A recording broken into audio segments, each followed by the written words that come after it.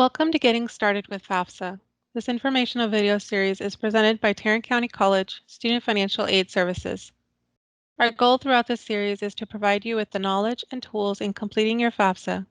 Along the way, we'll give you tips, examples, and recommendations that will help you make this process easier and stress-free. My name is Marcela Contreras, and I am a Financial Aid Specialist with the South Campus. My colleagues are Robert Young, Financial Aid Specialist with the Southeast Campus, and Joe Rodriguez, Financial Aid Specialist with the Northeast Campus. We recommend that you have the proper materials on hand that will help you answer the questions throughout the application. Your driver's license, Social Security card, wage and income tax information, such as W-2s and tax returns. Even if no tax return was filed for that year, you are required to report the amount of income earned from working.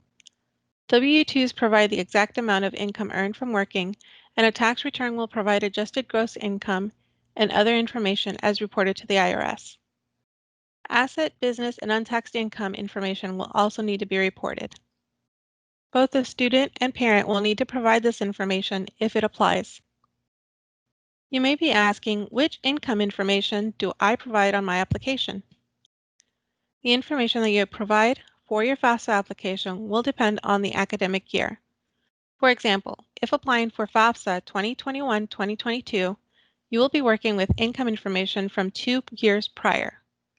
In this example, you would provide your 2019 income information. If you're completing a 2022-2023 FAFSA, then you would provide your 2020 income information. Again, you're providing information from 2 years prior. You can always contact the Financial Aid Office if you are still unsure about which information to provide.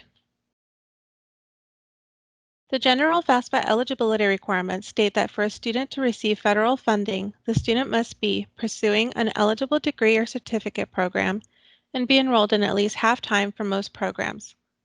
Be a U.S. citizen or eligible non-citizen. For a male student or person assigned as male at birth, they must be registered with Selective Services if they are between the ages of 18 to 25 years old.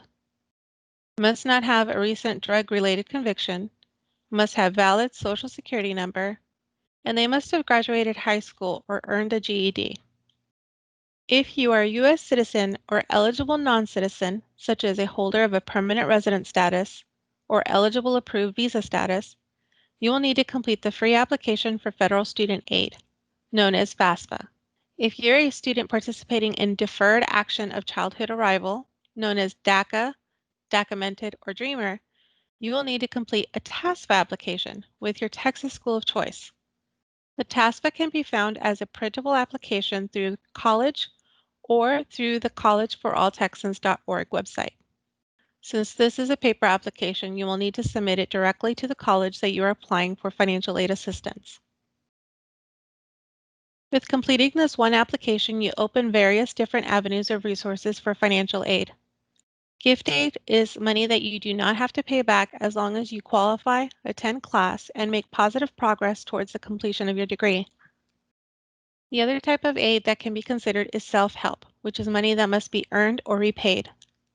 This type of aid is common in helping students supplement the cost of a college education. The two main sources for self-help are federal state work-study programs and student loans. The work-study program is very popular and an excellent way to earn extra money throughout the academic year.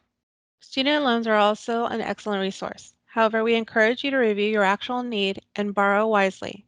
Remember that student loans will eventually have to be repaid. As we move along this video series, you will notice that the section titles are based on the tab path of FAFSA on the web. If you notice the blue arrow moving across the top of the page of FAFSA, it'll go along the section tabs. This will make it easy to follow along or be able to review a specific section later on.